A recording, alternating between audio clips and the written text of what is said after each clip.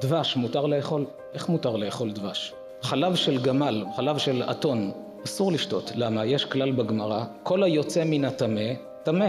דבר שיוצא מבעל חיים שאסור לאכול, כמו שאסור לאכול את אותו בעל חיים, גם מה שיוצא ממנו אסור לאכול.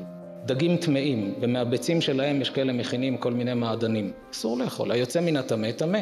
הדבורה אסורה באכילה, והיא מפיקה מעצמה את הדבש. איך מותר לאכול דבש? אומרת הגמרא, דבש דבורים מותר באכילה, לפי שמוציאות אותו מגופם, ואינן ממצות אותו מעצמם.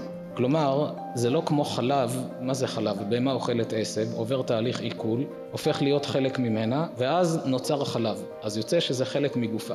לעומת זאת, הדבש, היא מכניסה את הצוף, הופכת אותו לדבש ופולטת. אבל מה פירוש הופכת לדבש ופולטת? איך זה הופך לדבש? זה עובר משהו בפנים. חומרים שיוצאים מגופה, מתערבבים בצוף, והופכים את זה לדבש. אז איך מותר לאכול?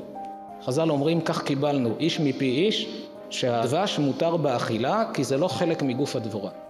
רק בדורות האחרונים התחילו לעשות ניתוחים לדבורים. פעם מי ניתח דבורים ובדקו עם מיקרוסקופים מה בדיוק קורה שם בבטן של הדבורה. היום יודעים איך בדיוק פועל כל מערכת העיכול של הדבורה. התברר שיש לה בבטן שתי קיבות. קיבה אחת של האוכל שהיא אוכלת, ויש קיבה אחרת שנקראת קיבת דבש. הצוף הנקי נכנס לשם, יש אנזימים שהדבורה מפרישה מגופה כדי להפוך את זה לדבש. לאחר שהאנזימים הופכים את הצוף לדבש, הם מתפרקים ונעלמים. ומה שנשאר בהם, יש לנו הלכה של ביטול ב-60, בטל, אבל הם ברובם מתפרקים ונעלמים.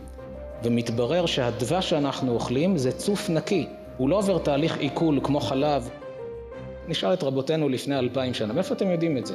כך קיבלנו בתורה, שדבש מותר לאכול, כי הדבורה לא ממצה את זה מגופה, כלומר זה לא חלק ממנה, אלא הצוף שנכנס עובר תהליך ויוצא. כמה זה נפלא לראות בדברי חז"ל את הדברים שהיום המחקר הולך ומגלה.